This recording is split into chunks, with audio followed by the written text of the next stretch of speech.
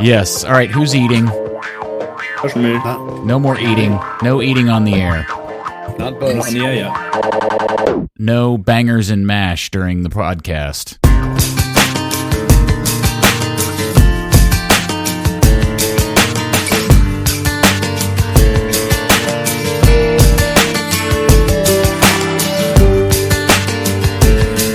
Well, hello there, FC Dallas Curious fan, and welcome to another edition of Third Degree, the podcast. It is the trio, myself, Peter, alongside my friend and yours from the jolly motherland, Dan Crook. Hello, Dan. Hello. Welcome back. It's nice to have you back. Thank you. And, of course, editor and founder of thirddegree.net, your hero and mine, Buzz Carrick. Come in, Buzz. Hello, gentlemen. Peter, glad to hear you back. I'm glad to be back. I'm actually calling in from Dallas, Texas for the first time in quite some time. So it's nice to be here. Nice to be back with the whole crew on the podcast. Nobody vacations quite like Buzz Carrick goes on vacation. Yeah, it's a little different, but I have a lot of downtime in the summer, so I take advantage of it. Man, you go on the most beautiful, you get in your car. For people who don't know this and haven't been following, what Buzz does is he gathers his dog, and this time included his wife. They get in the car and then they travel to the furthest reach of somewhere in our great contiguous 48 states. And then along the way you camp. Is camping new for you? Camping's new in an effort to sort of try something different. And my wife had never been camping, and obviously it's a lot cheaper to camp too. But the key to the whole thing is there is a final destination at the end, which is my wife's family event of the summer. And then the other rule is no interstates if possible. It's all back roads, blue highways, scenic highways, lots of national parks. So we see America. We should all be very thankful you just didn't end up dead somewhere on the side of the road. Yeah, pretty much. If I can make it through the trip without breaking a window on the car, the front window, usually from a rock, that's usually a pretty good trip. Excellent. All right, Dan, you should go on one of these and see the United States of America. I've seen a lot of it, more than most Americans. Oh, really? Yeah. How many states? So many of them. How many of the 50 states have you been to? Something like 28. Okay. Really? I've knocked out the entire lower 48, by the way. I'm only missing Hawaii and Alaska. Well, Anchorage FC, baby. It looks like a fantastic trip, and we are very glad you are back because everybody's desperate for your daily dose of Huntsman coverage, aren't we, Dan? Always. I just, I wait for this day all week. Just sit there and do nothing the rest of the week. Just, pace up and down the hall waiting to record a podcast. Yeah, just scratch the minutes on the wall. So you can submit your invoice for payment. I almost made it back this time without a player being sent out. And it happened on the last day. That's right. Who? Let's recap the last 2 or 3 vacations. What's happened? That's a really good point. Always something major happens with this club while you are out of town. And was it the Kellen thing last year? I think last year was Kellen. It was Kellen. No, that was 2 years ago. Last year was Vic. Aranguiz. No, Aranguiz this year. No, Aranguiz signing this last year. Oh, was it? I think you're away for that. Yeah, probably. Yeah. Always something major happens when I'm gone, so it's a good indicator that you're ready for the club to do something when I go out of town. Yeah, fascinating. Just amazing. Yeah, Kellen leaving was last year. I think the year prior to that was Diaz leaving. No, I was home for that one because I was at training when he left. Fascinating. All right. Well, anyway, if you ever want crazy things to happen with Football Club Dallas, just circle the calendar for whenever Buzz goes on vacation. Now, today's headlining event is the news that, Buzz, you started hearing some noise. There is movement around aforementioned Pablo Aranguiz. Yeah, I mean, I think we all have been expecting something to happen, but with him being homesick and his kids down there, and he's been, not fitting in with Lucha and all that stuff. So it wasn't surprised. And today, I had multiple sources confirm that Pablo met with the players. I don't know if it was a collective, but he started telling the players that, quote, he's been sold back to Chile. So, I'm sure there's some translation there. Is it a loan? Is it a sale? All the reports seem to be loan. So, I'm sure he didn't mean like a sale. But the point of it all is that Aranguiz is going back to Chile to play for España Union, his own former club. I'm probably mispronouncing that, but it looks like he's gone, and he was not at training today. And then I also heard from somebody that there was some sort of player event in the afternoon. He was also not at that. So, everything's there on our end that he's out and gone, and it is being reported that it's a 6-month loan, and we'll see what actually comes to fruition with it. Well, we'll miss him getting sent off and looking miserable. Yeah, my reaction to all of that is, oh, shucks darn. Well, I think it's pretty clear Aranguiz didn't fit in Lucci's system. Lucci's been openly talking about trying to replicate Klopp in Liverpool and Pep, and with the high press and creating turnovers, and neither one of those guys used 10s in their system. And just the other day, in fact, there was a nice article about the death of the number 10, and Ozil with Arsenal was the example they were using. But, we talked about it here because Paxton's not a 10. He plays as this sort of free 8 role, and you get these players dropping back, and Aranguiz is a 10 too. He's about as pure a 10 as this team has. And when Oscar was here, who used a 10, Oscar was already going away from using a 10 at the end there, and Aranguiz just never took a hold of that position. And then he can't really high press, and he can't really play defense the way Lucci wants him to play. So he's kind of left out of the system, and was falling further and further behind, and not getting subbed into scrub games and Open Cup games. And the writing was on the wall, and it was a foregone conclusion. And honestly, this is the best thing that could happen for both of them, because it clears some roster room and gets him a chance to go back home where he was happy. So, good for everybody, and hopefully something good will come out of it. Dan, how much of this is crappy scouting on Dallas's part, or just a guy showing up with a ton of talent and being homesick and just mentally never being fit in with everything, or the last problem, which is you ended up getting a guy, changing your coach, and now he just doesn't fit the system of the new coach? A little bit of category B and C. I mean, definitely you've got a big issue there that, Dallas no longer plays a 10, a traditional 10. He's actually, it turned out, not that good at the left wing role. And, while Oscar Pereira tried to protect him and kind of allow him to adjust to live life in America before, exposing him too much to the league, that ended up being really his best shot at securing a place in the team down the toilet. But I guess we can all agree that at the end of the day, this is pretty much a wash for the club. It's not like they're losing a critical component of the team, and they're not losing a guy that was necessarily creating a problem in the locker room. So as long as financially the club comes out ahead, there's no skin off anybody's nose at this point, is there? Not really. I mean, the club won't come out financially ahead. They, plowed $1.25 million into him. They've already had one Chilean club say, "Hey, we can't even afford to loan him." Oh, really? Wow. They can't. When you say they can't afford to loan him, they mean they can't make his salary payment. Yeah. I mean, that salary increase he's taken in coming to FC Dallas, that makes him quite a premium payday in Chile. And then, Buzz, while you guys were doing the podcast and I wasn't around and I wasn't paying a lot of attention, but I was listening to Third Degree, the podcast, I was shocked to find out that whatever friendly game took place, I guess it's the Sevilla game. Am I correct? Did Andresnik not play in that game? Cholos. What? Oh, Cholos. In the Cholos game. Oh, the Cholos game. Aranguiz was sent off. Lucci had to adjust his substitutions, and it meant there was a game after that you would have thought he would have been on the bench for. Oh, for the Sevilla game, he came on with the North Texas FC. That's what it was. He was with the third group, yeah. It was kind of funny because it was like he's actually looked semi-decent, not as a striker, but just as a supporting player. Yeah, I'm just, and then I saw some social media stuff with him that was featuring him and something to do with a cowboy hat, and I thought that cat is living the highest life. He's making $500,000 a year, and he literally has nothing to do.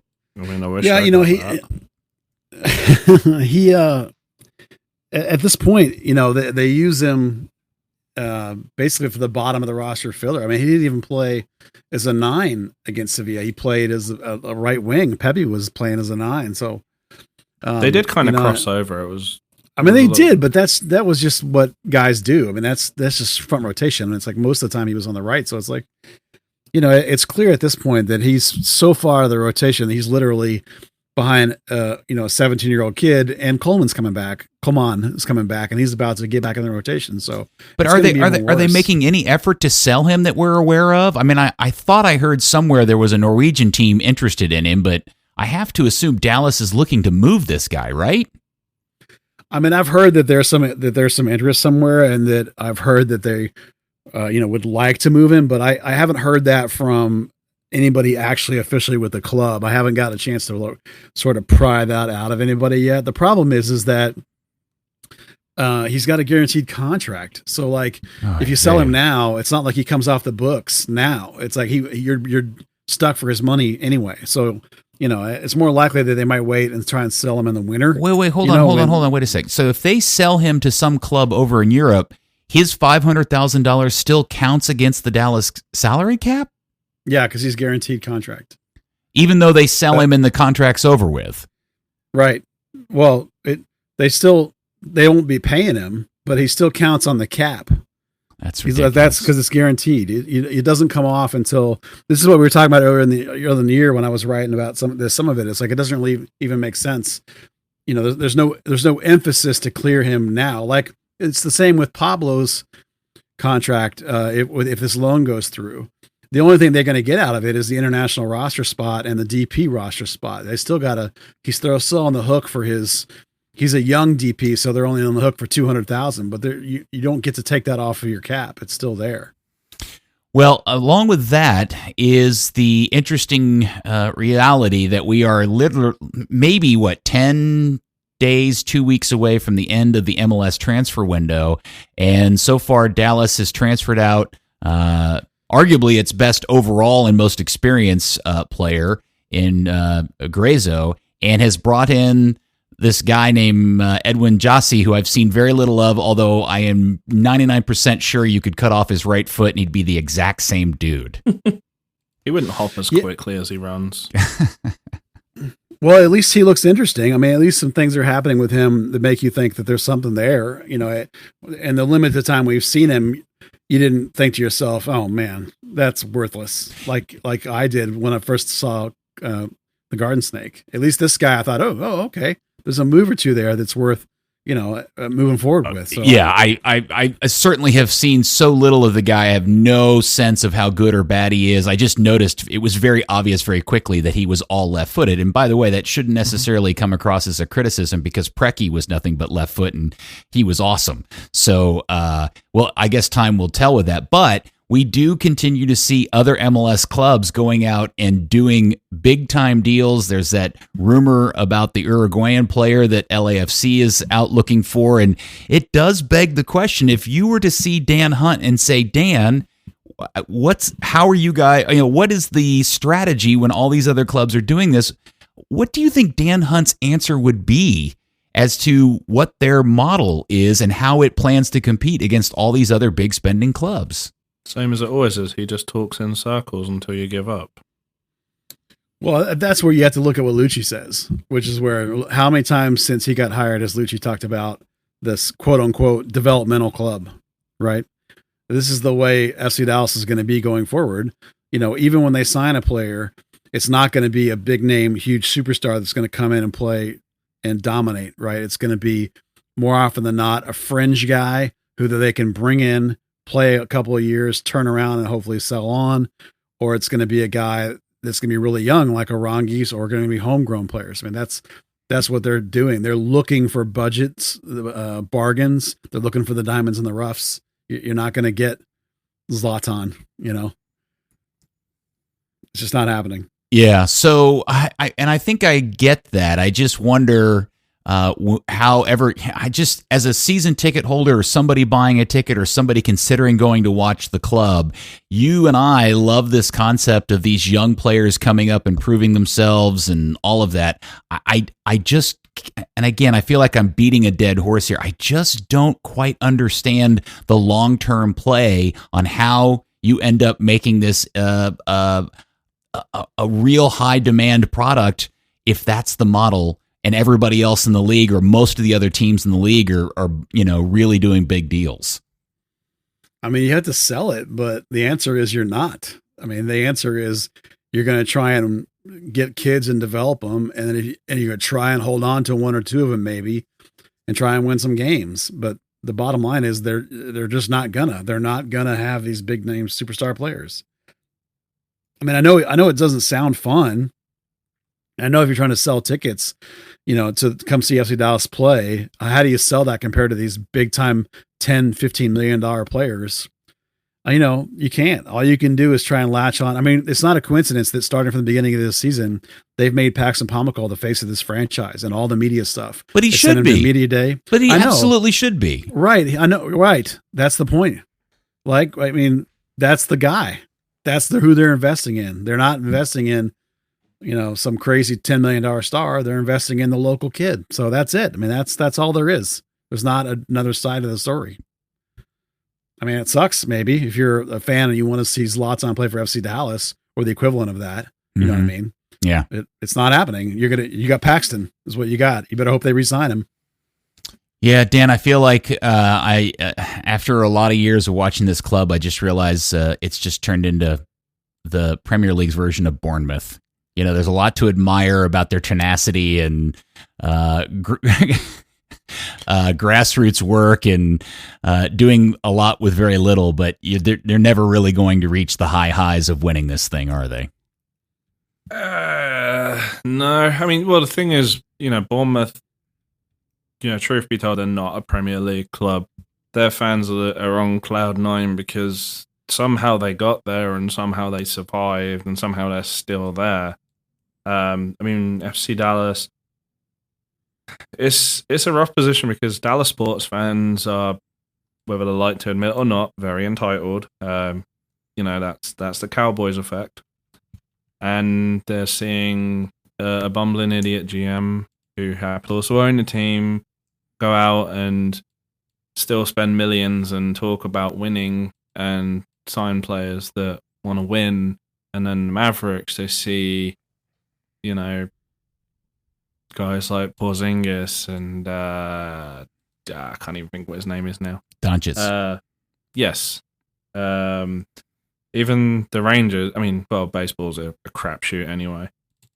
And then you've got FC Dallas, where we're going to really hope that in 10 years' time we've found enough diamonds in the rough in our own academy where we could maybe challenge and hold off interest until we've finally won one. For selling tickets, that's just not attractive.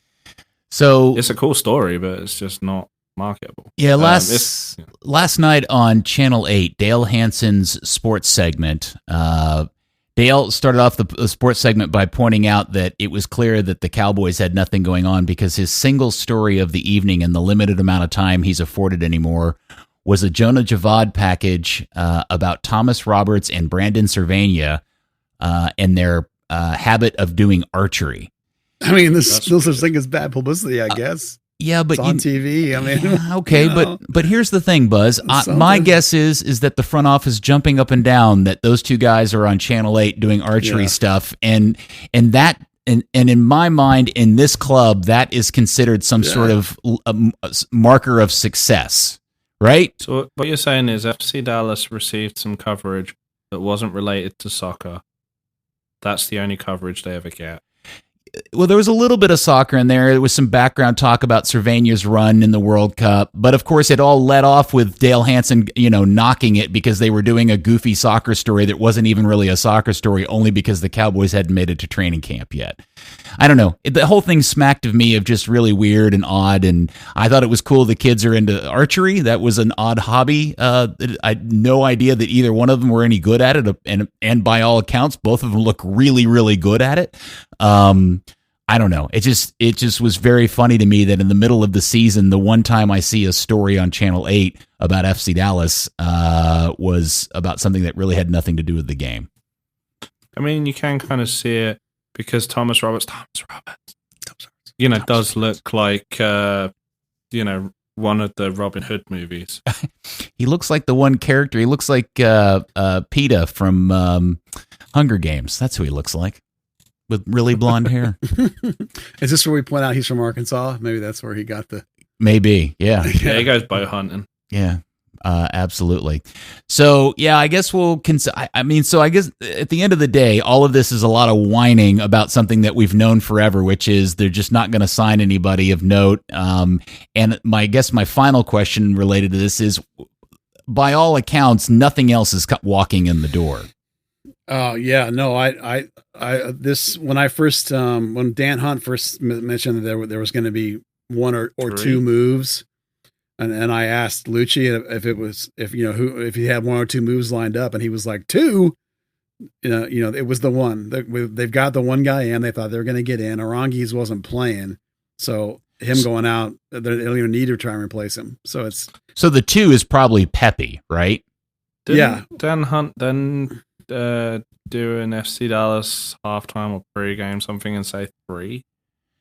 Look, I remember that. All I know is that whether he did it on purpose or he did it accidentally or it didn't mean to, whatever he was on that halftime show with Gina, and they were both standing there like they were doing a cooking segment on a morning show, he set a fire of people absolutely convinced somebody was coming over from Bayern Munich. And he's set a fire of people pissed off that there's been no activity. I think he followed that up a little bit later, and said something about maybe over the winter. I think the bottom line is, we all know the bottom line is that nothing else is happening. It's like this, they got the guy, those things have to take a while to get done. It's not like they happen in a week, right? They had to have been working on it for a couple of months in order to get to happen. So, Aranguiz's development of he's getting out of here has only happened in the last, month or less, that really something started to happen. So there's no way they have a replacement lined up for him. The replacement for him is going to come from the academy. They're going to sign a homegrown player, or they're going to sign somebody from North Texas, who may also be a homegrown player. So that's what's going to happen. That's your replacement. So it's not Tanner Tessman. Yeah, Tanner Tessman is who I think it should be, but I'm not in charge. Just as a rule, Dan, I'm going to make this. That one should be Tanner Tessman. Yeah, because he is a grown-ass man. He is, but he makes me feel very small. Yeah. All right. Well, yay, transfer window. Go. At least we had. This is the craziest thing about this club and this particular season. Is it not unfair for me to say what is going on with this team's ability to win games that they should have lost, or at least you feel like they should have lost, and losing games or tying games that we definitely feel like they should have won? I mean, I can't tell you how many times one of those two scenarios has played out this season. It's been a bunch. They did hold on to one at Salt Lake, and they held on against Sporting, who's obviously not having a good year, but still they're a team that usually gives Dallas a lot of problems. I would point to the fact that it's still a young team finding its way under a young coach. We talk about that a lot, but you could point to the fact that the center backs are both really experienced, but the midfield is not. The midfield is very, very young. And if you're talking about trying to kill off a game, that's where a lot of the pressure comes in terms of being able to relieve pressure and spin away from play, be able to draw fouls, be able to gauge, should I go, should I not go, be able to get the other team on the break with the right kind of pass, or even just providing outlets. And when you're playing holding mids that are 20 years or younger, your best player is 19, it's just those key guys are so young and are still learning. Even if they've been pros for a couple of years, they're still learning how to win in MLS. And when they run up against teams like Portland, who have all these veteran guys that know how to get it done, they struggle sometimes still. So it's part of the process, and it's going to take a season or two for them to figure all that out. But it is getting a little better, I think. A little better. Not great yet, but getting a little better. And this weekend was a great example of that. The team heads up to Kansas City and plays at Sporting. Now, Kansas City's a team that had started the season poorly, had a ton of injuries, lots of problems, but getting a win at that stadium on the road is always a big deal, and that's what Dallas did, winning 2-0. But again, that is a game that I left thinking, I still can't quite explain how they won this stupid game. Well, the way they won it was not a super hard press, but a little bit of press caused a defensive turnover. And Barrios took advantage with a nice setup of Badji. And Badji, as usual, when he's mad and trying to prove something, plays way better than when he's feeling complacent and good about himself. So, he made a run that we don't often see from him, and he got to the ball and scored. And then Jesus Freya got a little lucky with a bounce and gets 2 goals. And then, despite the fact they had less possession, Dallas managed to hold it together. They played pretty good defense. They had a collective feel about them, and they while some of their passing wasn't as good as you'd like it to be, probably part of that is Sporting trying to press and get the ball back. So, as part of the process of learning how to win on the road, learning how to win in hostile environments, learning how to hold a lead when you've got it. That was a great step forward. That was a really nice performance in that regard. And win without Paxton Pomykal, which is only the second time they've won this season when he's not on the field. Yeah, that's a huge win, and apparently he trained today, so that's a positive sign. Yeah, getting it done without him, because he's been such a talisman for them and so decisive for them. For Dallas to be able to perform without Paxton on the road, I mean, that really is a huge step forward for the club, because we know how huge Paxton is and what a big piece he is, and how the whole thing works or doesn't work based on him being in there. So, tremendous. We have to give Marco Barrios a little crap for his Badji-like point blank 40 yards up into the stands shot that was brutal, but oh wow, that was bad. But that was a moonshot. Mikey's so good most of the time we give him a little leeway, but that was definitely 40 rows into the stands. Well, speaking of Barrios, Dan, I do want to point out and give high credit to Luchi Gonzalez. This was a really great moment in coaching growth that I felt like we saw from him in the clear tactical changes that he made between the first and second half. In the first half, man, this team was really struggling playing out of the back, and midfield was just nowhere to be found, and nothing was really going well for Dallas. And frankly, they were just purely lucky that Kansas City couldn't finish a sandwich in the first 45 minutes, especially that number 9 guy that's got to be, if he's a forward for them, he is their Christian Coleman, no doubt about it. But Christian Nemeth? No, the Cruzier guy, the blonde-haired French dude that missed 3 sitters in the first 45 minutes. But what, I thought it was really smart for Luchi to take a page out of Oscar Pereira's book, throw Barrios up top, kind of reform the midfield, and play more direct, because that was the key that unlocked Kansas City. The team got more dangerous, and obviously results came of that. And I really appreciated to see Luchi win a coaching battle on the day. I got to be honest, I was a little shocked to get home and during the second half, turn the TV on and see the shape. I was at the stadium covering North Texas SC, and was like, yeah, maybe we'll watch the first half while we're finishing the game. But the Direct TV and AT&T blackout apparently affects Toyota Stadium as well. So we could hear Mark Followill and Steve Davis commentating down the hallway. Couldn't see anything though. Wait, they don't have an off-the-air antenna at Toyota Stadium? That's how I had to watch it. I had forgotten I had the antenna up in the attic, and I had it hooked up to the TV. I haven't watched anything off the air in a long time, but that's how I watched the FC Dallas game, and apparently that's how I'm going to have to do it here for the near future, since I'm a Direct TV subscriber.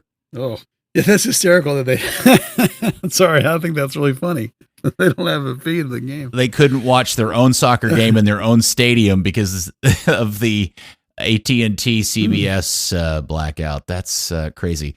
I have got a note about that here a little bit later on. So overall, a really solid performance on the road in terms of just getting a good win against the team that had started to find itself a little bit. And it's always great to watch Peter Vermees sulk on the sideline. even if the 2 turnovers came from defensive errors, or the 2 goals came from defensive errors. 2-0 Dallas against Kansas City, which now puts Dallas in 6th place with 32 points, with 22 games played, and a goal differential of +5. And now for Saturday, they face Real Salt Lake, who are a bit on the ups in terms of form. They've won 6 of their last 11. They are 3-1-1 in their last 5. They have 30 points, They're 2 points behind Dallas with a game in hand, and they are now coming to Dallas with a 2-7-2 road record. And hopefully we get Paxton back for this weekend, Buzz. Yeah, that's the key, isn't it? That's the hopefully. I mean, obviously, when you feel good about coming off the Kansas City game, maybe you're like not in such a hurry. But he did train today, so it seems like it's likely that they held him out last one almost as a precaution. And whether he goes or not, it'll be. I think at this point, it'll just be a coach's decision on how confident Lucci is in terms of. Do I need Paxton, or is a home game? Did I do good enough last game? So it's like this one's going to be a coin flip as far as Paxton goes, and I honestly don't have an answer for you because I bet you Lucci doesn't even know yet which way he's going to go. Otherwise, I think there's no reason to think that you won't see without Paxton. You'll see exactly the same formation as you saw. I think to end the Sporting game, with Ferreira mainly being your sort of 10-ish kind of player, whether he plays it higher or deeper or not, that means Bodge will keep his spot. So Paxton is the linchpin of what happens with the formation. Him being in changes the whole thing, and otherwise it's just going to be a continuation of what you saw last week. Yeah, I guess it's interesting, Dan. If Paxton is back, what does Lucci do in terms of putting Ferreira up top, Bodge up top, and then how does that impact Mr. Mosquera? That is the $64 million question, right? Bodge now has 6 goals in 4 games. So I mean, he's your guy up front right now. Mosquera has suddenly rediscovered his form and is now happy again. If Paxton is back, and it kind of seems likely, Jesus may be the odd man out. I know our good friend and possibly former third degreeer, Arman, did a story on it where he spoke to Lucci, and Lucci said, he sort of asked, it must have been rough to lose Paxton to injury in a friendly for a league game, and Lucci turned around and said, no, we rotated him. He's been dealing with that injury for a few weeks now. I know that the talk out of that, the talk that came out of that was that Paxton probably would be rested for this weekend, but we've referenced he trained today. There was some guy probably shouldn't have been taking photos of practice today because it was the closed practice in the stadium. That may suggest he would play. Not that came from us. We're good. When we go to training, we observe the rules. So yeah, be interesting to see what happens with Jesus and that situation. Yeah, I think it's clear that that's the only change. I mean, Bodge's over the last 4 games, he's owned that spot as a 9. So if Paxton's back, then Jesus is going to be on the bench because I think Mosquera's playing too well at left midfield, and even if it wasn't Mosquera, then more likely it would be Gassi at left wing. Shouldn't say midfield, left wing. So, Lucci's been trying to figure out what to do with Jesus Ferreira in a world where somebody else is playing as a 9. And the answer may be he's sitting on the bench. How are you, Buzz, I noticed in the middle of the game, you tweeted out during the Kansas City game that you thought Jesus was playing the position very well. And when you said that, I was kind of caught off guard because that was a point in the game where I felt like there was just nothing going right in terms of the attack. They couldn't even get out of their own half of the field. And I was interested on how you had come to the conclusion that you thought he was playing that position well. Yeah, what I liked was his distribution sort of into the final third. He was making, the whole team wasn't getting into the final third, but I thought his passing, was connecting as far forward as the team was. His passing was connecting, and in the first half, He had a key pass up into the ahead of himself, and he had a couple other connected passes. And if you include the whole game, he ended up with 4 key passes, which is way more than anybody else. I think nobody else even only had 1. Mm-hmm. So, it wasn't that he was. It wasn't that he was necessarily dominating the game. I liked his positioning. I liked the way he was going forward with his play. The whole team was too deep, but I just thought he looked bright and looked like he was taking advantage of opportunities when they were coming to him. He's not going to be Paxton. He's not going to make those aggressive dribbles, even though we would like him to. He's going to be slightly different. He's not a string puller like Thomas Roberts either. He's something in between probably. So, and part of it too, I thought he was doing a pretty good job, for lack of a better word, forechecking and trying to get a couple of turnovers going. So I just thought it was an overall pretty good performance from him, when he's not used to playing that position. All right, guys. Dan, I'll start with you. Let's talk about Brian Acosta. Where are we on him? I don't want to be too critical because, again, it's a guy still relatively new to the team and he's coming back from some Gold Cup play. But I'm starting to form an opinion that he's one of these hot or cold fellas, and you either get a really good performance or you get not necessarily a bad performance. You just don't seem to you don't leave the game going, man, he was great. You just forget about him. It's exactly as you say. You either get hot or cold. He's trying the long shot and going horribly over. You could almost say it's kind of one of the reasons that Hunt's a conservative.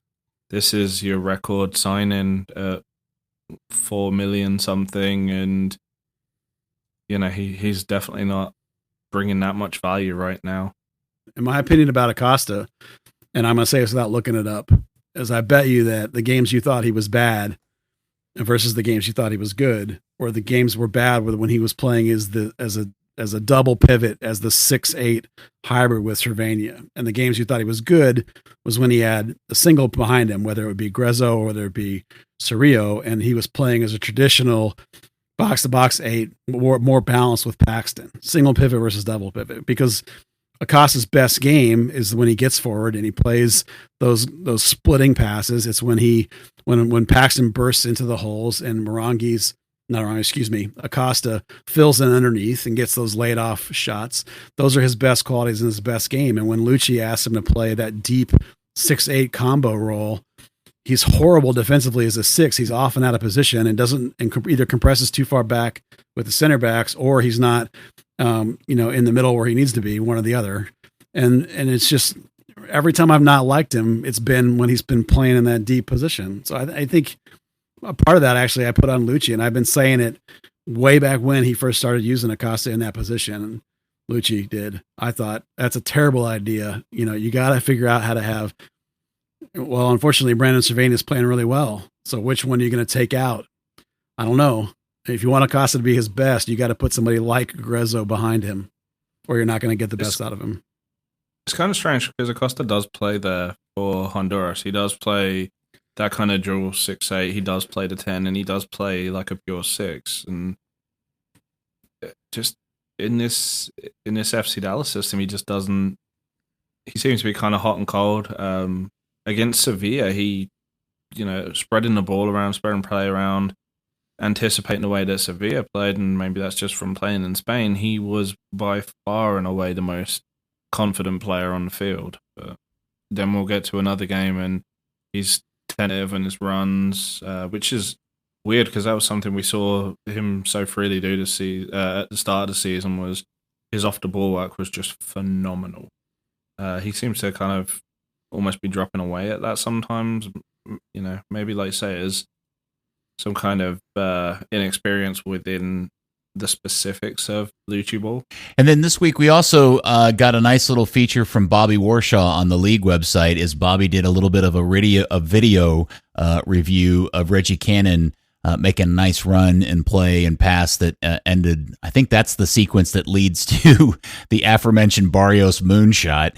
But that's something that we, those of us who have been watching the team closely have been pretty aware of. But it's nice to see some national level notoriety about some of the nice things the team does. Yeah, in particular, what Lucci wanted from Reggie, because Reggie always just wanted to get forward.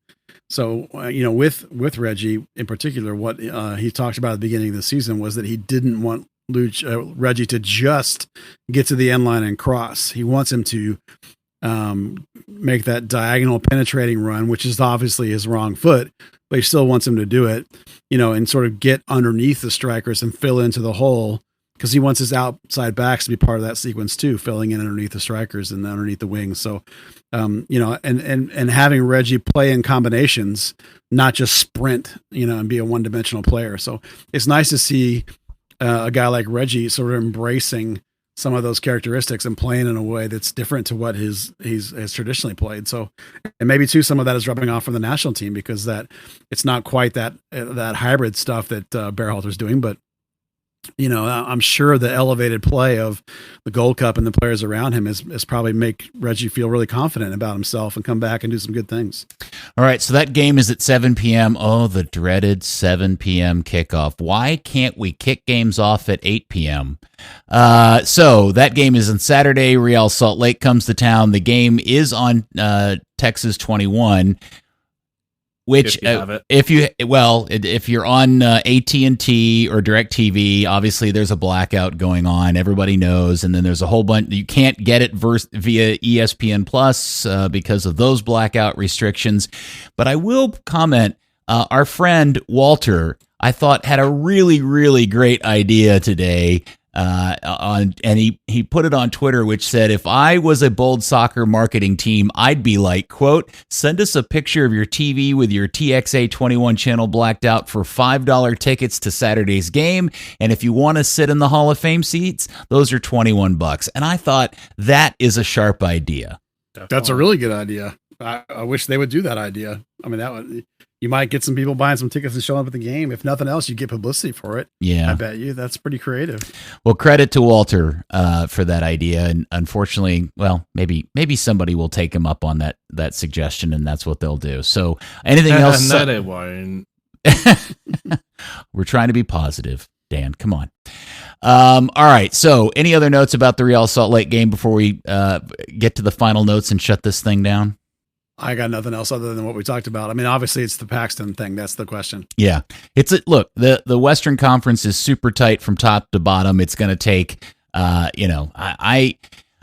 think either one of us are going to end up being right. They're either going to they're never going to end up at the top of the table at this thing. They're going to squeak in or just miss out on that final spot in the top 7 for the playoff, because that's just this team, and that's how the other team go. But when I look at the table, I see Portland playing better. I see Houston, Salt Lake, San Jose. All these teams have games in hand on Dallas. At least one, if not two, and I'm just convinced that Dallas is kind of in this flat 500 mode, and there are just enough teams that are probably on the up that Dallas is going to get pushed out at the end of this deal. Well, that's what makes this Real Salt Lake game such a huge game, because this is the proverbial 6-point game. And this is the team that you're directly battling for one of those last 2 spots, probably. And they're right behind you in the standings, and so if you win, not only do you get 3, but you keep 3 from them. So huge 6-point game. Absolutely. Okay. So, Dan, any notes from the academy that you should update the curious about? It's been a few. We had the U.S. Soccer Developmental Playoff Developmental Academy Awards announced. FC Dallas and Solar SC kind of cleaned up. Johan Gomez named Player of the Year. No great shock there. Bailey Sparks of Solar, Trinity Byers, one of the US under 17 girls, wins the golden ball there. Everybody apparently makes the best 11. We also, to be more specific, we had 4 players from the area called up to the US under 17s. It's going to be the last camp, really, to the final audition for new players for the forthcoming World Cup in October. You've got guys like Pepe who are pretty much, assured a place that really didn't need to be there, so they're not. So FC Dallas is Nico Carrera, who just won a tournament in Japan with Mexico last week, is going to that now. He's got his US citizenship. So is Seth Wilson, the under-17s keeper, who is also enormous, like Chana Tussman. Yeah. and then, Wilson, Seth would have gone to the Germany MLS camp, goalkeeper camp, if he hadn't gotten called to the U17 camp. So he went to this instead. And then alongside him, you've got two players. You've got Sola's Joshua Ramsey, who just won a national championship, and Jonathan Tompkinson, who just signed for Norwich last month to play in their academy. Kind of a weird path. He started with FC Dallas, left them for the greener pastures of Sola, and was very free to sign with an English Premier League team. Yeah, how does that connection happen, do you think? Does anybody know what the connection is to get him to Norwich? Mm-mm. Dan, I guess, don't you know everybody in England? I'm not everybody, most. I mean, all I can assume is, people send scouts to stuff like Dallas Cup to he wouldn't have been in the playoffs this year, but, it could well have just been one of those scouts. In England, scouting works kind of weird. Everybody is like a freelancer for like 4 or 5 different teams, and it's whoever gives the finder's fee. So it could have been someone was out working with another club, and they were like, "Hey, yeah, sign this guy. I'll pick up my $1,500 when you sign him onto the academy or whatever the finder's fee is now." And what's the update with North Texas Soccer Club, the formal name? Anything that we should mention here on the pod? Well, they're still 8 points clear at the top of USL League One. They had a game against South Georgia Tormenta FC, because USL makes teams have geographical locations on their names, which for South Georgia Tormenta FC is stupid. Frustrating 0-0 draw. It was just the frustrations of playing against a low block. The same has happened a couple of weeks ago against Greenville. Greenville are playing against North Texas again tomorrow at Toyota Stadium. It was kind of interesting. We saw something a little bit different from North Texas SC. They played a diamond 4-4-2 to start with, and then sort of changed back to a 4-2-3-1. We saw the new signing Richard Danzo. Didn't see a whole lot of him doing anything early days yet, but this is the future of the team. You've got Christian Coleman doing Christian Coleman things. Missed the 1-on-1 in the first 5 minutes. Yeah, I feel like I've seen all of all the North Texas highlights of Christian Coleman I've seen of late are him with open opportunities and not beating the keeper 1-on-1 or going wide or something like that. He's at that point. He needs a goal for confidence, if nothing else. Dan, he's needed a goal for confidence for literally going on a year and a half now. Yeah. I mean, I suppose the last time he scored, he got dropped. So. But actually, yeah, he scored. He scored against LA, got dropped the next game, came back the next game and got injured. Yeah, sat out for a while, then got injured in practice. Yeah. Poor Christopher. Yeah. I mean, we all know the story. Technically a fantastic player, just not in front of goal. We also saw Pepe look surprisingly human. He missed a penalty. He's now a couple of games without a goal, and that run in the first team's great for him. He's looking like a more physical player now, and like he's learned a bit, but not having regular 90 minutes seems to be kind of damaging to his form. Well, hopefully we'll see more of him soon as well. So, Buzz, now that you're back from your 3-week sabbatical of traversing this fine country of ours and seeing some of its more beautiful spots, what is the one point of interest you have most that you're hoping to see from the team now that you're getting to go back and and watch them on a regular basis? Well, I want to see the new guy in person, Gayasi. I've only seen him on TV.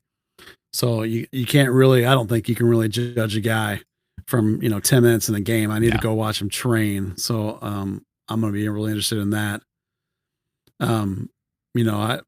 The big question for me going for the rest of the season, because honestly, like, this is not a season where you're going to challenge for anything in the playoffs. Because if without a top line striker, and Baji's doing good things, and he's going to, if he scores 4 more goals, he's going to get 10 and make me look like a genius. But, he's not the kind of guy that's going to win you an MLS Cup. So it's like, this is not a win at Cup season. So the rest of the way is going to be, how good is Paxton going to be? Can they re-sign him? They should re-sign him. If they pick up his option, they're screwing him. Is he going to get into the Olympic team or captain Olympic team? Is he going to get into the national team? And those are the things for me that are going to be interesting. Brandon Cervania's run looks fantastic, but does that work long-term with him and Acosta both? I don't know. That's a tough. Lucci doesn't like a double pivot. He likes it. He prefers a single pivot, but he's kind of what he's stuck with right now. And I also want to see Johnny Nelson get healthy, and see him get a run again, because as much as I like Ryan Hollingshead, I want to see Nelson become a starter at left back.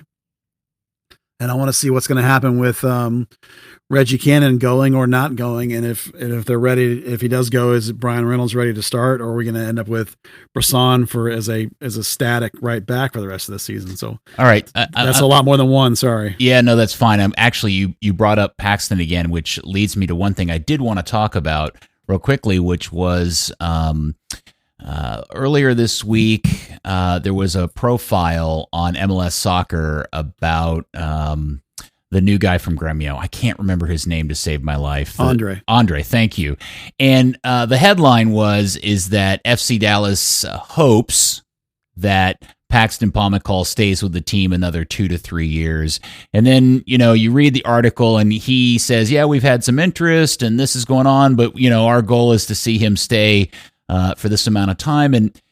And my initial reaction is that if Paxton Pomykal is still playing for FC Dallas at the end of not this season, but the end of next season, and this is an extreme case for me, my sense is that the wheels will have flown off of his career, because I can't understand how that guy would end up staying in Major League Soccer past this season, much less the entirety of all next season. Unless something, and I don't mean like in a Kellen Acosta way, I just mean that his form drops off enough that the interest level in him doesn't demand the price that Dallas would want for him. Buzz, you seem to think that Paxton does have in mind the idea of sticking around for a longer period of time. Well, the important thing to understand is that FC Dallas has 2 options on him. So in theory, they could be douchebags. Can I say that on this show? Sure. And pick up his 2 options and then turn down every offer, and he could be stuck here for 2 more years, if you want to look at it that way. So that is entirely hypothetically possible. But I think that what Zanata's talking about, Hunter Zanata, the TD, I think the 2 to 3 years to me is a new deal, 2-3 seasons, and Paxton will play that deal out. Now, what I have heard, I have not directly talked to Paxton about this, but people that know him, you hear things, just like we heard Aranguiz was homesick, just like we heard way back when that Diaz was looking to go, just like we heard that Acosta wasn't happy with things when Kellen Acosta wasn't happy. Like, you hear stuff.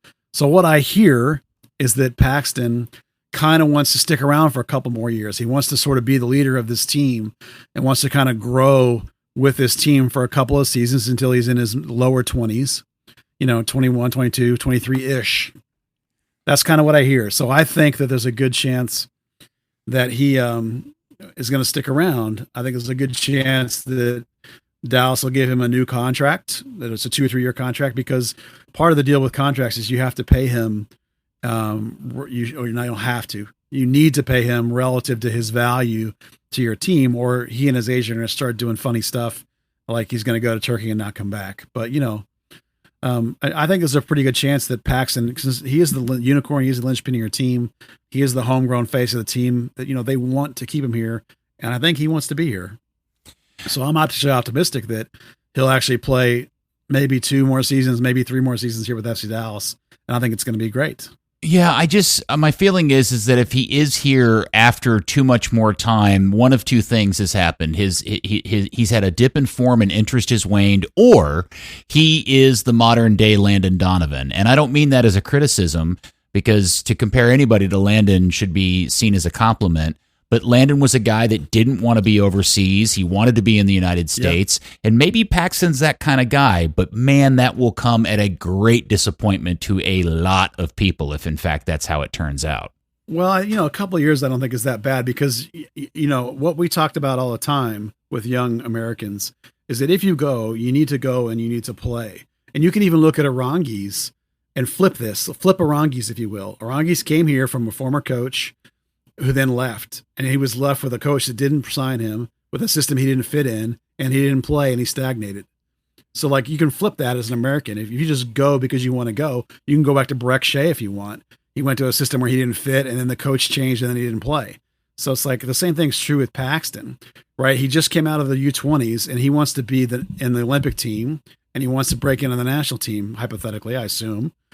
So, he needs to be playing to do that. And if he's a star of an MLS team and an MVP candidate in the league, he's going to put himself in pretty good position because he's only 19, remember? So if he takes 2 more years, he's 2021. That's okay. Now the other side of the coin that I've talked about this a couple of times is that when you look at as a scout and when you're looking at Paxton, compare, and I'm just going to use another FC Dallas player as an example, compare him to Brian Reynolds, if you will. European teams, and you and I have talked about this, Peter, they look at a guy like Brian Reynolds who's 6'3" and runs like a track athlete, and they think, boy, wow, if I can get that kid some coaching, what can I turn him into? Whereas you look at Paxton, and Paxton is tiny, which is not the end of the world. We all know they're small players, but Paxton plays like Bobby Ryan. He plays at 100% maximum effort all the time. So if you watch Paxton, you don't look at Paxton and go, okay, as a scout or a coach, what can I do to Paxton to make him better, right? I'm not saying Paxton's not a great player. He is a great player. I'm just saying that, if you're a European scout and you're looking at Paxton, are you thinking, okay, I'm going to give them enough money that FC Dallas is ready to pull the trigger and sell him, right? Do I see that guy in him? Do I see something in him that I can take to a next level? Wonderful, wonderful player. But will a scout's valuation match the FCD valuation? And that's where I don't know. You are talking about a guy that's only played half a season now as the key kind of player. So it's potential versus performance. And that's where I don't necessarily think that right this minute you'll get an offer for Paxton that will match what FC Dallas thinks he's worth. You see what I'm saying? I do. Yes, I do. But Dan, my question to you, because I think you probably have more knowledge about this than anything else, is what would a salary increase for Paxton need to be from Dallas to overcome whatever offer he would get from a European team?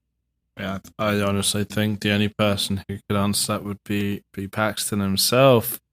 Well, no. I mean, what does a guy like Paxton at 19, 20 years old get a call to go to, Germany or France or even England or any place else? What kind of salary do they end up making in a deal like that? Let's see. So currency conversions in my head. He'd have a decent shot at $1 million. All right. So if he's looking at making $1 million as signing a deal with a German club or any European club, are the Hunts prepared to pay him an equitable amount of dollars to stay with Dallas? Or is Paxton of the mental concept of or position of thinking, you know what, the money isn't important to me. I need to be playing. I need to be starting. This is my hometown club. This is who I love, and I'm willing to give them the hometown deal to stick around for an extra year or two. Honestly, I could see it being the other way. That FC Dallas get the offer they want, and Paxton's like, no, I'm good. I want to grow a little bit more. And they're like, well, hold on. We don't want the hype to die down and this be the best offer we ever received. Because, like Castillo, they turned down a $5 million offer and then ended up having to accept one for $1 million less over the course of the loan and everything.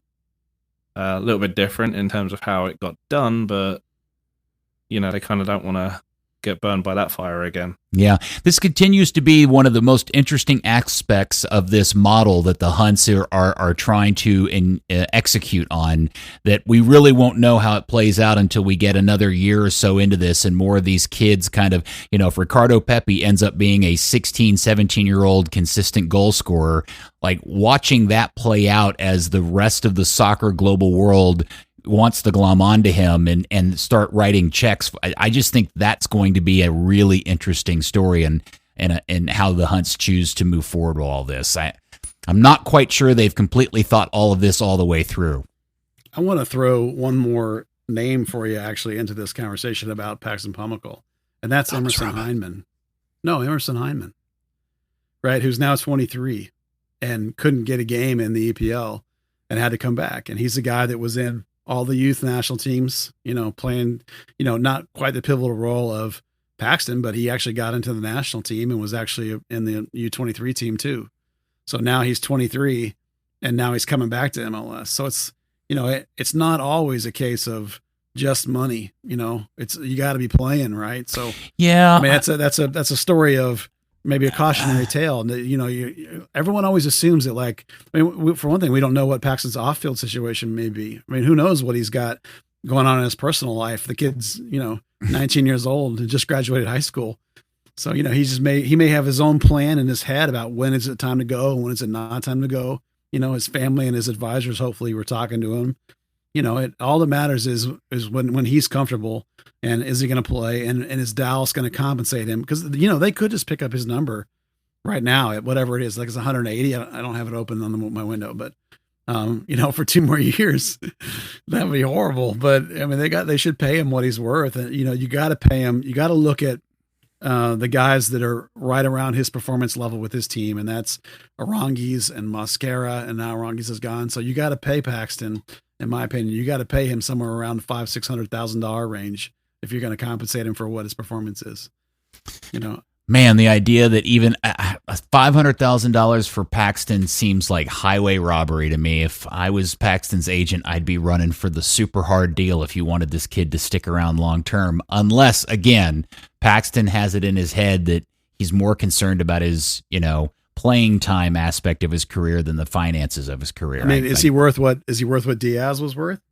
Yes, absolutely. I mean, Diaz's prime of his career, 27, not sale value, contract. Yes. I here, look, in my mind, Paxton is a legitimate ticket selling draw. Like, you can legitimately say you need to come and spend dollars to come to this team's games because of him individually. This is a kid that you are going to be watching play for your national team for the long term. You need to come see this guy. You can build a marketing campaign around this. They haven't, and I'm not sure that they will, but you could do that if you chose to do so. And in my mind, he's absolutely worth whatever they were paying Diaz and more. Just simply, not only do I think he's equally as exciting as Diaz, but in a slightly different way, but there is a marketing value to him that you would have never in a billion years gotten out of Mauro Diaz. Sure, but I don't, Paxton's literally started 14 games and Diaz, Diaz contract elevated way up after he led Dallas to 2 trophies and was the arguable MVP till he blew his leg out. That Paxton's not doing that yet. But so I'm just saying, like, you're Buzz, you're 100% right. I agree with you. All of this is predicated on the fact that his form continues to go up and his value continues to, in terms of entertainment value and production, continues to rise. I totally agree with you on that. But I assume that's going to happen. Otherwise, we're back to where this conversation started, which is the market really isn't high on him and his form has dropped, and that's the reason why he's still here at the end of 2021. Yeah, we're also going to get the end of the season. I mean, they've already been talking about, obviously Carlos Vela is going to win the MVP, but, there has been legitimate talk about Pomykal being in that top 3, top 5. If he gets an MLS best 11 or young player award or, the breakout. Those personal accolades are the kind of thing that then get a lot of chatter about, need to pay him now. And then suddenly the agent in turn is like, yeah, need to pay him now. Yeah. He had another interesting side story. I tried to throw out numbers that I felt were somewhat reasonable, which is a 19-year-old kid who started 14 games, but yet his impact and value to the team so far is that he needs to be $500,000-$600,000. That's where you start. Over the 3 or 4 next seasons, it'll go up if he performs. He put some things in there with all-stars or whatever. I just don't think you're going to pay a kid $1 million when he's only started 14 games. So, I do think he's going to be here for a couple of more seasons, actually. I think he wants to be here. So that's where I'm at. I actually I'd be surprised if he leaves right now. Really? Wow. Okay. Yeah, it would shock me. Yeah. Yeah, that I would be delighted because I really want to be able to say that I got to see him play for many years, but I'm on the opposite. I will be surprised if he's still here at the start of next season. But yeah, well, it won't be many. I just think it'll be two or three, as Andre says. Andre Zanata says. I think that's about right. And just to be clear, you mean 2 to 3 more seasons, not 2 to 3 total number of seasons. I think it's one more contract. Really? I think you give him a 2-year deal with a 3rd-year option. Or maybe it's a 3-year deal with a 4th-year option, and then somewhere in the first 2 to 3 seasons, you play out 2 and then see where he is. Maybe there's a 3rd year and he goes if he's ready. I just 19, man, and he's in such a good spot right now in terms of where his national team progression is. Everyone's talking about him. You know what I mean? And that's playing here. Yeah. If he goes to, pick a club in England or whatever, and he goes and he's not playing, then the next 6 months of not playing. Maybe he gets in the Olympic team, but he's not going to get that January camp if he's not playing, right? You got play out this season and see where it goes. Get into the Olympic team, get into that January camp and see what happens, and then maybe if you're feeling great about things, new deal here, if you're 20 years old, getting paid maybe $600,000, maybe $500,000. That's not too bad. Yeah, I also wonder if there's the Christian Pulisic syndrome, where if Pulisic has a really good start to his season for Chelsea and suddenly the market's all hot on American midfielders, and, and Paxton goes and helps roll the United States to an Olympic qualifying spot. Absolutely. He's a real leader in that, and suddenly his value is off the charts. I don't know, man. Well, that changes a lot for this winter versus now. Yeah. There's a lot that can happen this year that could change everything with that kid. But is he going now? I think he's not going anymore now. No, I think it's maybe it's this winter. But I'm on board. I think he's got a couple more years here. I think he'll be good. Wow, fascinating. All right, guys. Well, good discussion, good conversation. Great to be back with you as always, and looking forward to the game this weekend. Any other last notes before we officially finally get to shutting this thing down? And please don't bring up a topic I wanted to talk about and forgot to, because I don't have time to do this anymore.